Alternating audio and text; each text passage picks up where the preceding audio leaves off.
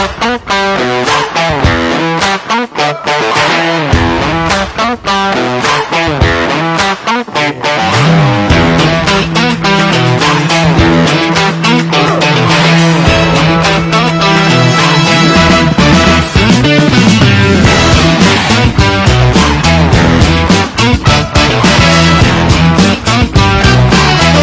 aku pun ada terlupa sebenarnya satu benda yang aku nak kata share pun boleh lah nak kata share. So benda yang aku nak share ni, kalau korang rasa lah kencing lah mamat ni cakap, poyo lah brother ni cakap kan, tak betul ke tak orang tua ni cakap kan. So korang boleh rujuk dengan info-info korang yang terdekat supaya korang dapat cerita tu, maksud aku dapat cerita tu yang betul. Okay, benda yang aku nak cakap lepas ni lah. So supaya benda tu tak ada nanti jatuhnya, pasal aku sebenarnya bukan nak kata apa, ada orang yang nak tahu kan, ada sahabat-sahabat kita yang nak tahu. Okay, aku terus terang, dia orang nak tahu pasal cerita KL Gangster tu, siapa yang mempunyai asal dia cerita tu. Macam mana nak cakap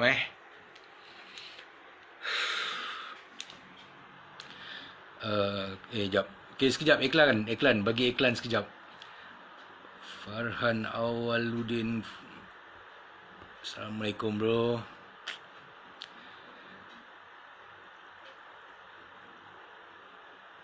Okay, macam ni lah aku cerita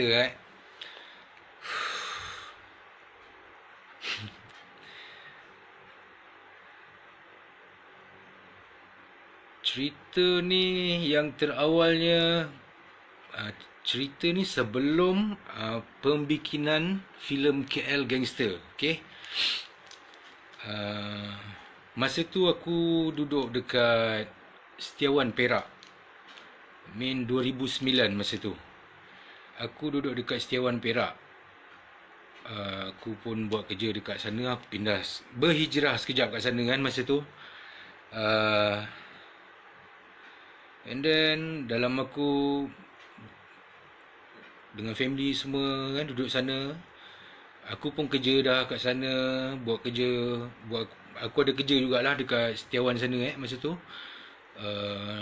Lepas tahun macam tu lah lebih kurang. Sahabat aku juga tiba-tiba telefon daripada KL. Sahabat daripada KL call kan, tanya khabar apa semua. And then kita boleh faham kan, kita berkawan ni, kita boleh faham apa hal dia ni call aku ni kan. Jarang dia ni nak call aku ni kalau tak ada hal ni kan. Okay, orang yang aku nak cakap ni, yang kita sedang cakap ni lah kan, nama dia Isma. Orang panggil dia dalam production ni apa semua, dalam industri orang panggil dia PM. Dia kira antara PM yang otai jugalah. Okay, dan dia daripada filem yang terawal Samsul sampailah yang last, aku pun ada berlakon filem Mat Kilau. Memang dia lah PM.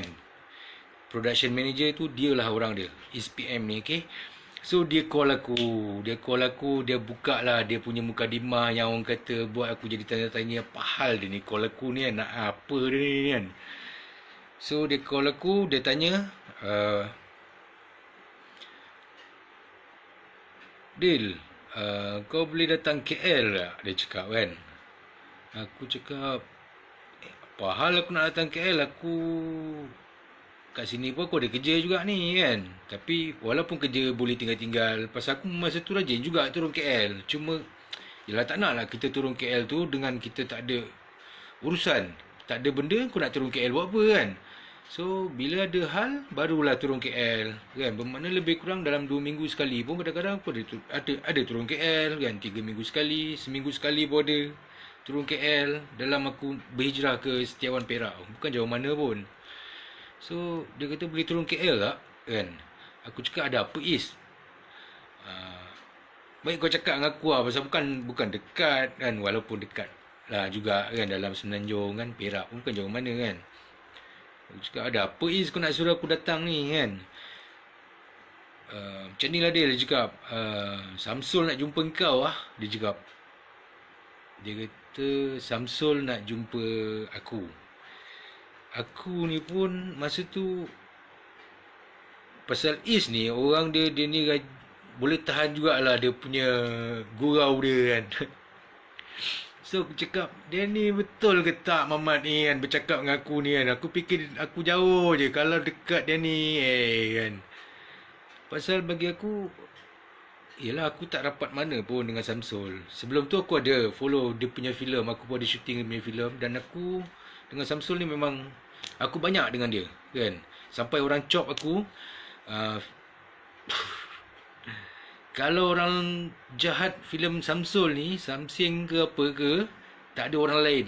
Abang Fadil kan. So sampai macam tu sekali kan. Dan aku pun banyak belajar dengan Samsul ni kan. So mustahil bagi aku. Masa tu aku tak berapa rapat. Cuma aku baru first job je dengan Samsul. And then pun tak pernah rapat mana kan. First job yang aku dengan Samsul tu, maksud aku filem KL Drift 2 masa tu. Okay. Masa tu aku buat stand in untuk kita punya hero lah. Filem tu Aaron Aziz kan. So aku buat stand in untuk Aaron masa tu. Tu first job aku dengan Samsul. So dia kata Samsul nak jumpa aku. Aku cakap atas apa pula Samsul nak jumpa aku kan. Dia bagi aku satu jawapan pula yang aku rasa macam mengarut pula bunyi dia, macam menganjing aku pula kan. Dia kata Samsul nak buat filem Adil. Dia nak buat filem KL Gangster kan. So aku pun terus cakap balik lah dengan si Is ni kan. Apa kau cakap ni Is? Kau ni aduh, cuba kau cakap dengan aku benda betul-betul kan. So dia kata betul ni Dil. Dia cakap kau datang je KL dulu, dia cakap kan. Kau beritahu aku bila kau boleh datang, dia cakap. So aku pun bila dah confirm benda tu serius, aku pun bagi tahu dengan bini aku apa semua. Aku cakap aku nak kena balik KL sekejap aku ada hal lah dengan Isma ni, dengan Samsul kan. So bila aku sampai KL, dipendekkan cerita, aku sampai KL, Isma ni dia terus bawa aku jumpa dengan Samsul dekat aku lupa nak sebut lagi satu nama ni. Rizal Ashraf. Dia ni Samsul punya cousin, sepupu pada Samsul. Dia assistant director lah. So aku sampai KL, Isma bawa aku jumpa dengan Samsul and Rizal Ashraf ni. So Rizal Ashraf as a assistant director kan. So dia lah yang banyak tanya dengan aku macam mana pasal lifestyle gangster kan. Macam mana yang gangster ni punya, dia punya maksud dia daripada yang luar orang nampak sampailah ke dalam diri sendiri, yang empunya diri tu kan. So macam mana diorang punya pembawakan tu gangster ni kan. And then dia punya kegiatan-kegiatan dia, apa yang gangster-gangster ni buat sepanjang diorang punya operation, function diorang punya society tu. Okay, apa benda dia buat, dia supply apa ke, ataupun dia kontrol kawasan mana ke kan. So benda-benda macam tu yang Rizal Ashraf ni, sahabat kita ni, assistant director, sepupu pada Samsul Yusof. So dia yang tanya dengan aku macam tu, kehidupan seorang gangster. And then aku cerita yang sebenar-benarnya lah. So apa yang korang nampak dalam KL Gangster 1, KL Gangster 2, itulah dia kan. Sebenarnya walaupun bukan semuanya, aku tak cakap semuanya itu datang daripada aku seorang. No. Maksud dia, aku adalah orang yang dipanggil untuk diorang buat cerita itulah, filem KL Gangster tu, untuk diorang buat research kan. So terhasil lah kan, dengan location shooting tu apa semua. And then dia punya, yalah, apa dia punya, macam mana gangster punya hidup kan, tu yang aku share dengan Rizal, dengan Samsul, and then dengan hero-hero filem tu, dengan Sophie, dengan Aaron, dengan Zizan, dengan Samsul. So masa tu jugalah orang kata aku start rapat lah dengan diorang. Cerita ni dah 10 tahun. Okay, kalau 2010 KL Gangster 1 tu dia shoot 2009, 10 tahun lah lebih kurang, 11 tahun macam tu kan. So kat situlah puncanya aku rapat dengan diorang. And then aku pun terus kan, orang kata teruskan. Selepas tu aku punya kehidupan join dengan production, cari makan dengan production juga. Aku pun belajar kan, dengan diorang juga. So Alhamdulillah, so far yang aku jumpa kawan-kawan yang sahabat-sahabat yang berlakon dengan aku dalam KL Gangster, KL Drift apa semua, kita sampailah sekarang. Tak kira apa filem pun yang aku dah berlakon, hero kan, so far yang aku jumpa Alhamdulillah, orang kata tak ada yang, pasal aku ni jenis, kalau aku tak suka aku akan cakap je. Kan, aku akan bagi tahu, aku akan, yalah kan, kita tak suka nak hipokrit lah kan. So far Alhamdulillah, dan diorang pun aku banyak belajar, walaupun diorang yang muda-muda daripada aku kan. Aku banyak belajar dengan diorang, sampai daripada aku zero pasal berlakon, sampai aku tahulah, orang kata tak banyak sikit, macam mana kita nak hasilkan sesebuah filem tu. Bermakna nak buat apa, aku dah boleh tahu dah benda tu semua kan. So Alhamdulillah, ilmu yang aku dapat bukan daripada orang lain, daripada sahabat-sahabat aku juga. Okay, masa tu kira aku pun start bertukar bidang kan. So aku tinggal dunia-dunia aku yang sebelum tu. Okay, masa tu aku buat apa dekat Setiawan Perak. Okay lah, aku terus terang, aku buat collector, aku jadi bill collector masa tu kan. Sebelum aku duduk dekat Perak, aku dekat KL pun aku buat bill collector kan. Macam-macam. So kerja-kerja yang, yelah, korang pun tahu, dan orang banyak labelkan kerja-kerja tu kerja macam gangster punya kerja lah kan. Sebenarnya tak tahu nak cakap lah benda tu. Pasal apa, aku fikir cari makan. Dan aku fikir, dan apa yang aku buat sebelum-belum ni pun, bahasa pun dah start sebelum-belum ni, tak apa-apa bahasa kan. Maksud dia, apa yang aku buat pun, aku banyak cuba nak berkawan dengan orang. Aku tak ada nak cuba nak bermusuh dengan orang. Okay, so itulah dia mulanya cerita KL Gangster kan. Yang keseluruhannya cerita tu ditambah-tambah ke apa ke, itu director punya kerja, assistant director punya kerja lah kan. Pasal apa, kalau tak syok kan. Filem mesti nak ada something yang special kan. So ada yang benda ditambah, ada yang benda tu betul. Sebab tu KL Gangster, filem KL Gangster 1 and 2, and akan datang insyaAllah yang 3 kan. Sebenarnya based on true story. Tak banyak sikit, dia based on true story. Sebab tu bila sahabat-sahabat aku tengok, diorang boleh cakap balik dengan aku kan. Diorang bila dah tengok filem KL Gangster 1, 2 sebelum ni, diorang akan cakap balik dengan aku, "Ish, apa rumah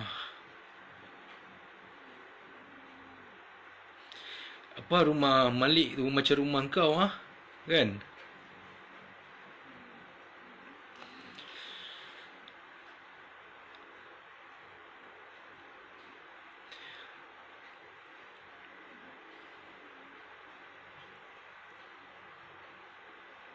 So itulah kehidupan dia, yang kita tunjuk yang sebenar kan. So gangster ni bukannya dia orang ni asalnya orang-orang senang kan, dan dia orang bukannya suka-suka nak jadi gangster. Ni maksud aku orang-orang yang kita masukkan gangster lah. Pasal apa, aku tak kata aku gangster, tapi kehidupan aku orang nampak ke arah macam tu. Ini maksud aku lah. Orang nampak kehidupan aku ke arah macam tu. Aku tak cakap aku gangster. So itu yang kita tunjuk dekat filem KL Gangster. Dan bila kawan-kawan tengok, sahabat-sahabat tengok, Dil, macam rumah kau lah Dil, rumah Malik macam rumah kau, rumah Jai tu macam rumah kau lah, kat Keramat dulu kan. Aku sebab pasal apa aku teringatkan rumah aku yang kat Keramat dulu. So macam aku cakap, itulah dia cerita dia yang sebenar. Maksud dia kita tunjuk lifestyle gangster kan. Siapa dia sebelum tu. Yeah. Waalaikumsalam Zal. So itu yang kita tunjuk. Sampaikan orang bila tengok filem tu, orang yang mana kenal aku, dia akan cakap kan, dia akan cakap KL Gangster, filem KL Gangster tu, cerita tu memang exactly macam mana aku nampak kau lah Dil kan. Aku tahu kau kan. So tapi tak semua kan, tak semua yang dalam cerita tu nampak macam aku lah kan. Maksud dia, pasal macam aku cakap tadi, director ada buat dia punya penambahbaikan, assistant director Samsul and Rizal ni, dia ada buat penambahbaikan untuk kita tengok benda tu supaya kita dapat benda tu dapat lagi solid, dapat lagi cantik kan cerita kan. Dan nama cerita, walaupun dalam cerita tu ada mesej yang baik kan. So itulah dia. Bila satu benda yang sampai dia boleh bagikan kesan yang baik, sebab tu sampai sekarang ni orang boleh ingat kan. Orang boleh ingat cerita tu kan. Keluarlah cerita gangster macam mana sekalipun kan, selepas tu keluarlah cerita gangster macam mana sekalipun, tapi orang akan pandang cerita KL Gangster juga. Bukan nak kata apa, pasal apa dia yang permulaan buat cerita macam tu. Mungkin ada cerita lain yang berkonsepkan action movie gangster macam tu, genre gangster macam tu, tapi cara penyampaian kan, cara penyampaian masing-masing tu mungkin tak dapat magnet dengan audience. So benda itulah yang alhamdulillah Samsul and Rizal ni dapat buat sampai terhasilnya KL Gangster 1 dan 2. So itulah orang kata tak banyak sikit cerita dia pasal KL Gangster, filem KL Gangster kan. So ada apa-apa nak tanya tak? Tak ada apa, boleh kita break kan. Besok kita boleh sambung. Sekejap sambil-sambil check message. Hisham alias watak Zizan Razak dalam KL Gangster tu, memang jual nama abang lah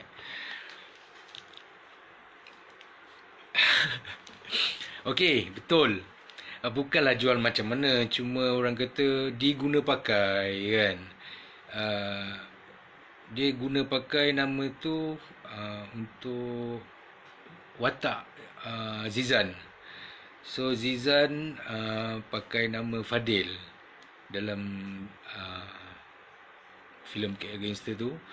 And then masa tu dah start, itulah puncanya aku rapat dengan Zizan. Itu antara puncanya aku rapat dengan Zizan sampai sekarang pun kalau jumpa pun still kita orang macam orang kata macam hari-hari jumpa lah, maksud dia kan, mana rapat kan. So bila dia dapat tahu Fadil kan, masa tu dia dapat skrip pun kata masa dia tengah hafal dialog skrip tu apa semua kan, aku pun ada sekali tengah lepak-lepak kan. So masa tu ada lagi seorang assistant director ni nama dia Sheikh, kan orang lama juga. Sheikh ni pun lama juga dengan Samsul. So dia lah yang ni lah dia Zizan, kalau kau nak tahu Fadil, ni dia orang dia depan mata kau kan. Dia ni sebenarnya macam ni. Si Sheikh ni lah punya mulut. Punca dia kan. So bila dah bila dah Sheikh cakap macam tu, start tu lah Zizan memainkan satu watak karakter Abang Long. Pasal apa dia tahu masa tu aku ni yang macam mana yang Sheikh cakap lah konon kan. So bila dia dapat tahu tu, dia memainkan satu watak Fadil tu dengan gaya dia sebagai abang besar konon yang padahal, tapi dengan penyampaian dia, komedian dia lah kan. So start tu lah sampailah terhasilnya filem dia sendiri pula lepas tu jadi hero Abang Long Fadil kan, sampai Abang Long Fadil 3 dah. Tu Syafiq Yusof, ni pun adik aku seorang ni. Dia juga yang carry nama nama Abang Long Fadil. Dia yang carry sampai sekarang lah, mana dia yang buat filem tu sampai sekarang. So sebenarnya tak banyak sikit tu je lah kan. Dan korang, macam aku cakap tadi kan, kalau korang tak percaya, aku pun tak suruh percaya kan apa yang aku ceritakan ni And then kalau nak tahu lebih, korang boleh tanya. Kita ni sekarang ni semua, dunia ni cepat je nak dapat tahu kan. Internet laju kan, korang semua hebat-hebat kan dalam hal nak dapatkan info ni kan. So korang boleh tanyalah dengan sumber-sumber yang terdekat untuk korang tahu. So aku dah cerita untuk part akulah, maknanya aku dah cerita penglibatan aku dalam filem KL Gangster tu, 1 and 2 tu. So yang selebihnya nak tahu mungkin boleh tanya kot dengan Aaron ke kan. Tanya dengan hero filem tu sendiri, dengan Datuk Aaron Aziz, dengan Datuk Aaron Aziz sendiri ke, boleh tanya kot dengan dia. Tanya dengan Datuk Aaron, tanya dengan Zizan, tanya dengan Datuk Adi Putra, tanya dengan siapa lagi? Samsul. So tanya dengan hero-hero ni semua. Okay.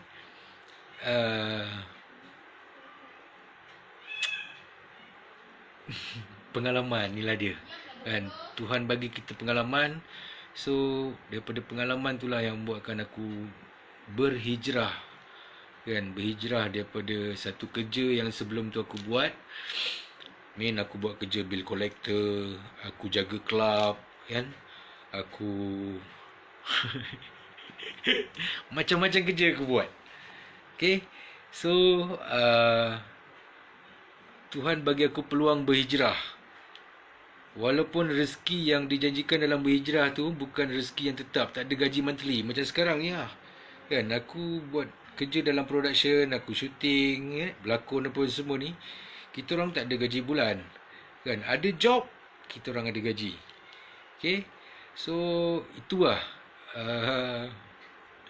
syukur kan, Tuhan bagi aku peluang untuk aku berhijrah kan, daripada aku punya kerja yang sebelum ni. And then aku dapat satu kerja yang bukannya senang. Orang kata nak dapat peluang berlakon dengan Samsul, contoh director dia antara yang director yang hebat. Samsul, lepas tu Raja Mukris. Ni sahabat kita seorang ni, Raja Mukris. So diorang ni antara director-director yang hebat lah. Okay, ni aku sebut mana yang aku sempat je dulu, sorry. Syafiq Yusof. Okay. Siapa lagi? Kumar. So aku dapat banyak belajar, banyak ilmu aku dapat. Yang orang kata kalau orang lain, diorang kena pergi aswara. Faham tak apa yang aku cakap ni? Kalau apa dekat orang lain kena pergi aswara siut. Kan, kena dapatkan, kena belajar dululah kan. So macam aku ni buta-buta, aku bidang terjun dalam bidang lakonan. So Tuhan bagi aku rezeki untuk ke arah tu. Walaupun, dan aku pun tak adalah kata nak glamour kan. Walaupun tak glamour kan, tapi alhamdulillah Tuhan bagi rezeki tu. Dan orang kata kerja kita tu masih lagi orang percaya kan. So far sampai sekarang ni aku rasa dah total daripada filem KL Drift 2 sampailah sekarang ni filem La Samsul.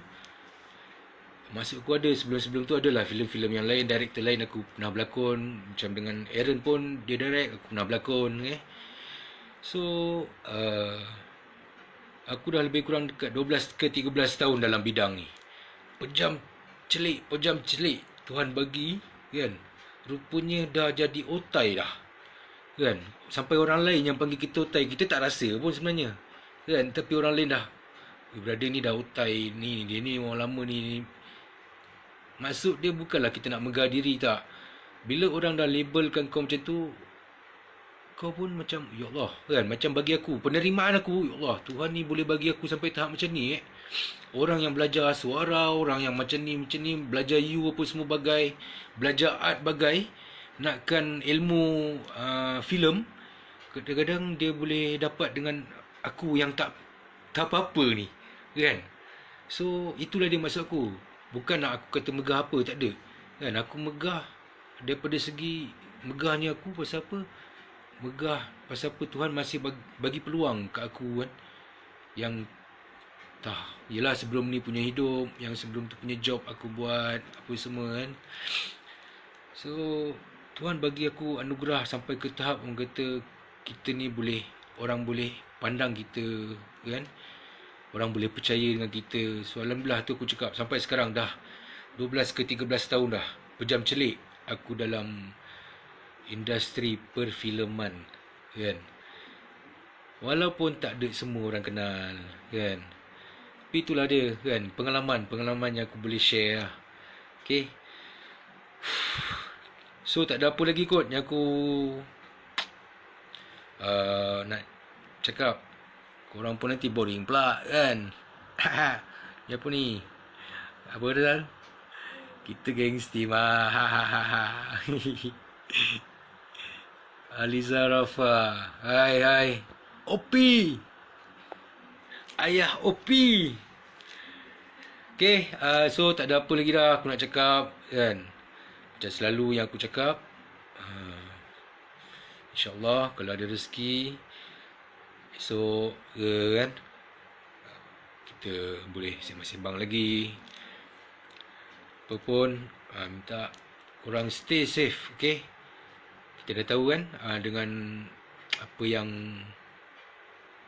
pasal hal COVID-19 ni, kita punya jangkitan pun dah bertambah. So kita tak nak benda ni berterusan.